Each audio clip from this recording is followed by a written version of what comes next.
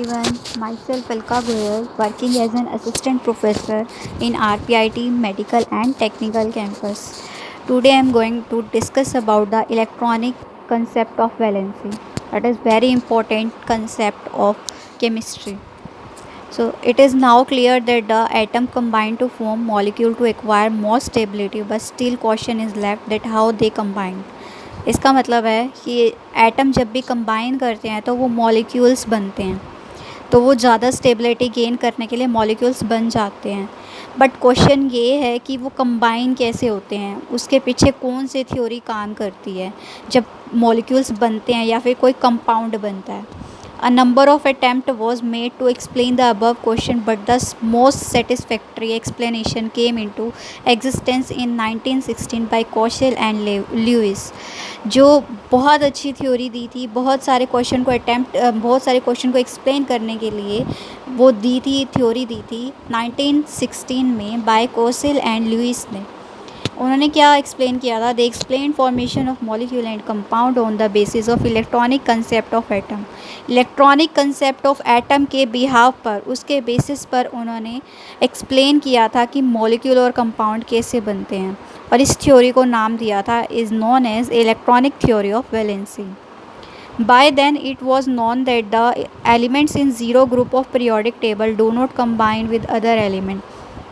हमें ये पता है कि जो ज़ीरो ग्रुप के एलिमेंट होते हैं पीरियोडिक टेबल के, वो एक दूसरे के साथ कंबाइन नहीं करते।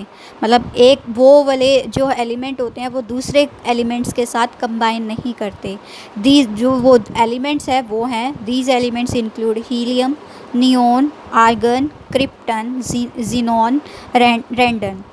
दे आर केमिकली इनएक्टिव। जो ये सारे एलिमेंट होते हैं ये केमिकली इनएक्टिव होते हैं और इनको हम नोबल गैस या इनर्ट गैस बोलते हैं। They do not form chemical bond because of their chemical inactiveness. ये केमिकल बॉन्ड नहीं बना पाते। क्यों नहीं बना पाते? क्योंकि इनकी केमिकली इनएक्टिवनेस की वजह से ये केमिकल बॉन्ड नहीं बना पाते। We also know that only the outermost electron take part in the chemical reaction. हम सबको ये पता है कि जो केमिकल रिएक्शन में जो इलेक्ट्रॉन पार्ट करता है ना, वो आउटर मोस्ट इलेक्ट्रॉन होता है, आउटर मोस्ट सेल का इलेक्ट्रॉन होता है किसी एक एटम का। Since noble gas are chemically unreactive, इसीलिए जो नोबल गैस है वो अनरिएक्टिव होती है। We must conclude that electronic arrangement in their atom very stable. जो उनकी इलेक्ट्रॉनिक अरेंजमेंट होती है वो बहुत ज़्यादा स्टेबल होती है, जो कि which do not allow the outermost electron to take part in chemical reaction. वो अलो नहीं करती उसके जो आउटर मोस्ट इलेक्ट्रॉन है उनको केमिकल रिएक्शन में पार्टिसिपेट करने के लिए। So the inert gas have 8 electron in their outermost orbit except helium which has 2 electron in their outermost orbit। जितने भी हमारे इनर्ट गैसेस होती है उसके आउटरमोस्ट जो इलेक्ट्रॉन, आउटरमोस्ट शेल है उसके अंदर 8 इलेक्ट्रॉन होते हैं, जबकि एक हीलियम को छोड़कर, हीलियम भी हमारा इनर्ट गैस के अंदर ही आता है, लेकिन हीलियम के जो आउटरमोस्ट शेल है उसके अंदर 2 इलेक्ट्रॉन होते हैं। All other atom element do not have 8 electron in their outermost orbit. लेकिन जो इनके अलावा, जो इनर्ट गैस के अलावा जितने भी एटम या एलिमेंट बचे हैं उनके आउटरमोस्ट ऑर्बिट में 8 इलेक्ट्रॉन नहीं होते।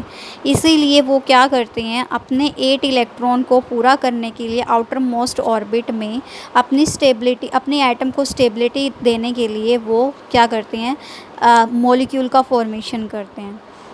As everything in this world want to become most stable.